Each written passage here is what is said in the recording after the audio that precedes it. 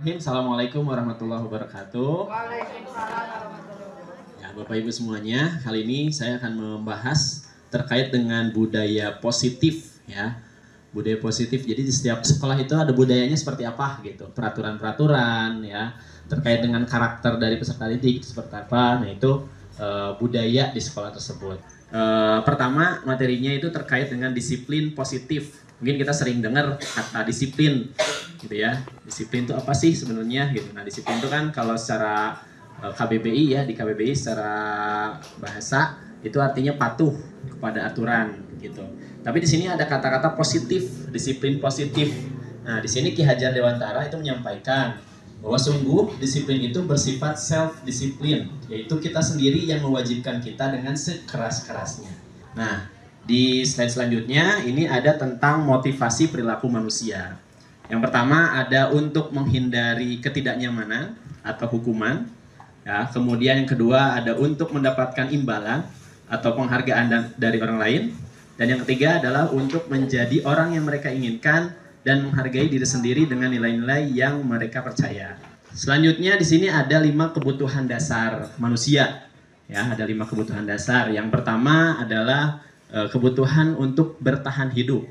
Ya, kita juga pasti ada ya kebutuhan untuk bertahan hidup. Kemudian kebutuhan akan kasih sayang dan rasa diterima. Nah, kalau untuk yang pertama tadi untuk kebutuhan bertahan hidup itu terkait dengan biologis dan fisiologis. Kayak kesehatan, kemudian kebutuhan rumah juga itu termasuk kebutuhan untuk bertahan hidup gitu ya. Nah, kemudian ada kebutuhan kasih sayang dan rasa diterima. Nah, ada anak-anak yang dia itu sebenarnya ke sekolah karena ingin diterima oleh teman-temannya gitu. Pengen kasih sayang gitu. Dari gurunya atau dari teman-temannya, dari lingkungannya. Nah, itu kebutuhan kasih sayang dan rasa diterima. Terus ada juga kebutuhan penguasaan. Jadi ada anak yang ingin merasa diakui kekuatannya atau penguasaannya gitu. Jadi ketika dia bisa, dia ingin dihargai kemampuannya itu. Terus ada kebutuhan kebebasan. Nah, setiap anak itu ada juga yang membutuhkan pilihan. Jadi nggak dipilihin sama kita gitu. Ada anak yang ingin bebas merdeka gitu. Oh, saya mau pengen kayak gini, saya mau pengen kayak gitu. Nah, itu kebutuhan kebebasan. Dan yang kelima adalah kebutuhan kesenangan. Ini terkait dengan kebutuhan akan merasa senang gitu. Jadi ini mah bosan nggak rame gitu. Nah, itu juga ada. Jadi ini kebutuhan dasar yang melatar belakangi apa sih tindakan yang dilakukan oleh siswa.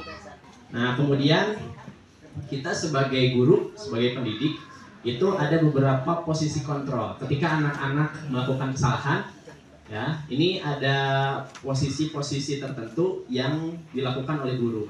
Pertama, posisi penghukum. Nah, posisi penghukum ini intinya ketika anak melakukan kesalahan, kita ngasih hukuman. Itu, ini posisi penghukum. Terus ada pemberi rasa bersalah. Nah, kalau pemberi rasa bersalah, biasanya gurunya kayak memelas gitu kan. Nah, kamu itu kayak gini, please atulah, gitulah, jangan kayak gitu. Nah, itu biasanya posisi kontrol pemberi rasa bersalah. Terus ada posisi kontrol sebagai seorang teman. Ya, ini biasanya lebih ke kayak, jadi nganggap anak itu kayak teman gitu. Ya, ngajak dan sebagainya, supaya dia berbuat baik dan sebagainya. Terus ada posisi pemantau. Nah, ini pemantau ini dikaitkan dengan peraturannya seperti apa, hukumannya seperti apa gitu. Tapi sudah jelas di sana. Nah, ada posisi manajer. Nah, ini yang lebih tinggi ya, lebih baik. Ini bagaimana caranya si anak itu bisa mandiri untuk kesalahan-kesalahan yang dia lakukan itu bisa diatasi sendiri gitu. Bagaimana konsekuensinya, tanggung jawabnya seperti apa. Nah, ini posisi kontrol untuk manajer. Nah, kemudian nanti kita akan membuat keyakinan sekolah. Ya, keyakinan sekolah ini adalah prinsip-prinsip apa yang disepakati oleh sekolah terkait dengan nilai-nilai kebajikan yang bersifat universal. Jadi kita itu nggak hanya bikin peraturan sekolah atau peraturan kelas, tapi nanti Bapak Ibu bisa diarahkan untuk membuat keyakinan sekolah atau keyakinan kelas. Jadi di atas peraturan sekolah atau peraturan kelas atau kesepakatan kelas itu ada keyakinan. Nah, keyakinan kelas ini yang dipilih itu atau yang dipegang itu nilai-nilai kebajikannya, bukan peraturannya. Misalkan datang tepat waktu, nah itu teh apa keyakinannya. Jadi bagian dari nilai-nilai apa sih gitu. Ada disiplin kan, ada menghargai orang lain dan lain sebagainya gitu ya. Nah itu nanti kita akan coba buat ya. Nah kemudian ini ada segitiga restitusi. Segitiga restitusi ini nanti tahapan-tahapan yang bisa Bapak Ibu lakukan ya untuk mengatasi anak-anak yang bermasalah, katakan gitu ya. Untuk anak-anak yang melakukan tindakan kesalahan, ini nanti bisa menggunakan tahapan ini. Pertama, kita menstabilkan identitasnya terlebih dahulu. Ketika anak berbuat salah itu biasanya dia merasa dirinya gagal, merasa salah dan sebagainya. Nah, kita coba stabilkan dulu identitasnya. Gitu. Bukan kita menganggap bahwa perbuatannya itu adalah benar, gitu. Tapi kita merubah dulu identitas gagalnya menjadi identitas sukses seperti apa. Kemudian yang kedua ada validasi tindakan yang salah. Gimana kejadiannya? Kemudian si anak itu bisa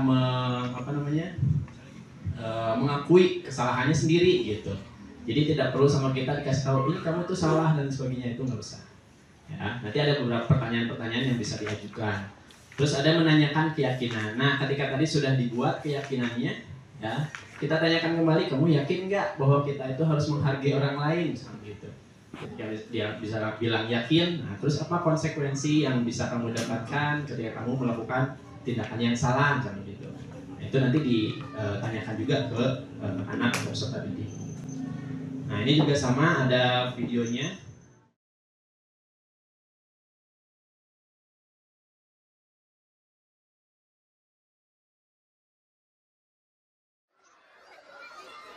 Zakwan, bagaimana perasaanmu saat ini? Kesal, Pak. Kesal kenapa? Coba ceritakan sama Pak Nazar bagaimana kejadian yang membuat kamu kesal. Aku kan dari pinjam pulpen. Mau pinjam doang, masa dikira nyuri? Ya aku kesel lah, Pak. Oh begitu. Ya tentu kesel dong kalau dikatakan mencuri. Pak Nazar juga mungkin akan kesel kalau ada yang memfitnah seperti itu. Betul, Pak. Manajer juga pasti akan kesel. Nah, tapi di sini Pak Nazar tidak mau mencari siapa yang salah. Tapi Pak Nazar ingin mencari solusi dari permasalahan ini. Apa kamu setuju kalau kita cari solusinya? Baik, Pak. Baik kalau begitu. Sekarang Pak Nazar tanya. Setelah tadi kamu kesal dikatakan mencuri, apa yang kamu lakukan? Lari depan dia, Pak. Terus aku pukul keras-keras pulpennya ke meja sampai rusak. Subhanallah, sampai begitu ya? Kamu melakukan itu karena alasan tertentu kan? Iyalah, Pak.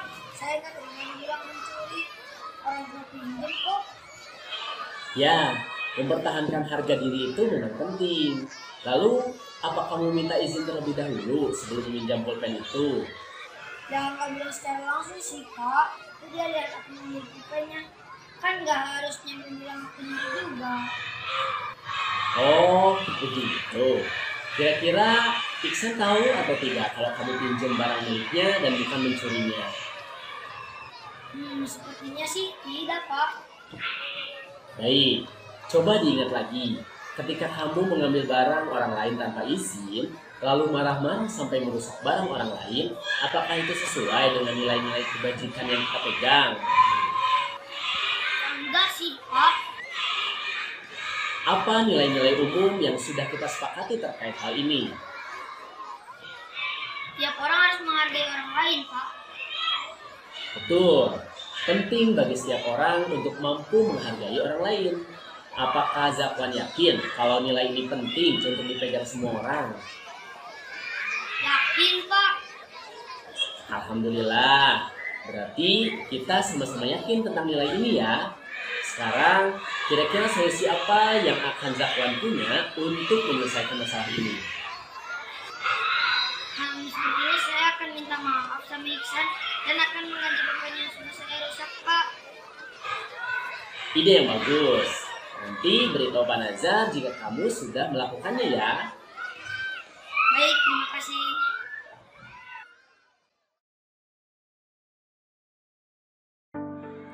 Assalamualaikum warahmatullahi wabarakatuh. Nama saya Jakwan Nabila Syakir dari SDN Negeri Cipageran Mandiri 1. Menurut saya cara-cara yang tadi bisa membuat kita lebih baik lagi dan bisa membuat kita lebih bertanggung jawab lagi atas perilaku yang sudah kita lakukan. Terima kasih. Assalamualaikum warahmatullahi wabarakatuh.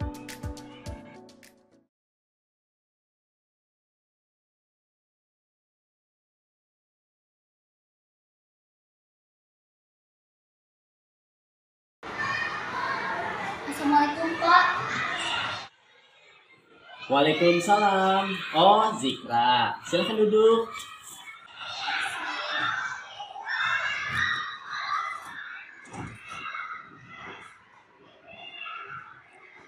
Maaf Pak, saya terlambat Pak. Ya, tidak apa-apa. Pak Nazar juga pernah terlambat kok. Memangnya tadi dari mana? Mengapa bisa terlambat seperti ini? Ya Pak, tadi adik saya bangun kesiangan.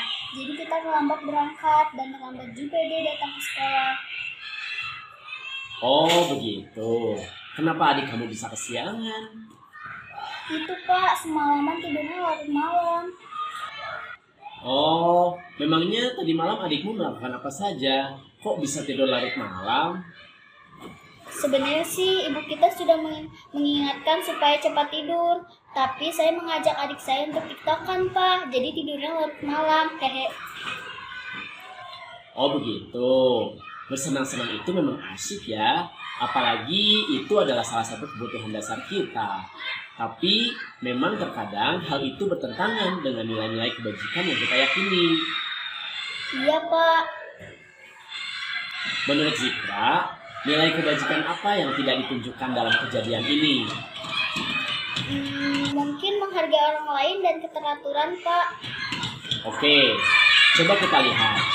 Ketika Zikra dan adiknya disuruh oleh ibu kalian untuk tidur, apakah kalian menghargai permintaan ibu kalian? Tidak Pak. Nah, jam berapa kalian seharusnya tidur? Jam 9 malam Pak.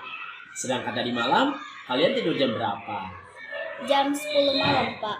Nah, berarti sudah teratur atau belum? Belum Pak.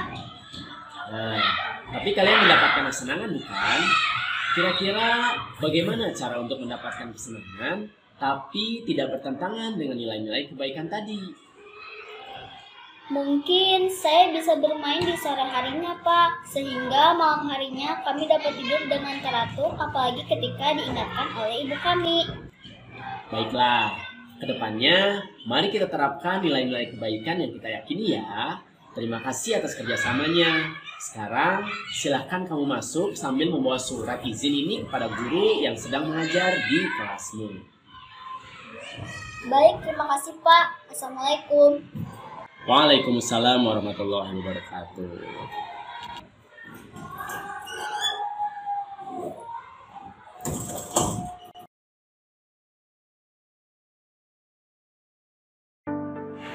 Assalamualaikum warahmatullahi wabarakatuh. Nama saya Zikra Hazimada Fananda dari SDN Cipageran Mandiri 1. Menurut saya cara-cara tadi itu lebih nyaman, tidak disalahkan sendiri, lebih baik, dan kita juga memberikan solusi untuk masalah kita sendiri. Sekian dari saya. Wassalamualaikum warahmatullahi wabarakatuh. Baik, itu saja Bapak Ibu semuanya. Terima kasih atas perhatiannya.